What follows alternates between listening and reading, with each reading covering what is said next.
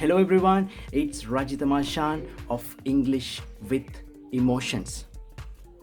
Just ඉවරයක් නෑ. ඔව් ඉතින් කතා කරන්න එපෑනේ just එක ගැන. Today part 5 number 5 finish. ඇති කතා කරන situations ටික. Okay, here we go. ගිහින් බලමු phrases ටික මොන වගේද කියලා. part 5 එකේදී අපි කතා කරන්නේ නිකන් just එක කොහමද නිකන් කියලා use කරන්නේ. Okay, අපි බලමු. මම නිකන් ඇහුවේ. I just asked. මම නිකන් ඇහුවේ. I just asked. මම නිකන් ඇහුවේ. I just asked. මම වඩ නිකන් කිව්වේ.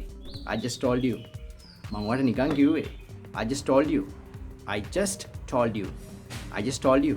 මම වඩ නිකන් කිව්වේ. එයා නිකන් ආවේ. She just came. එයා නිකන් ආවේ. She just came. එයා නිකන් ආවේ. She just came.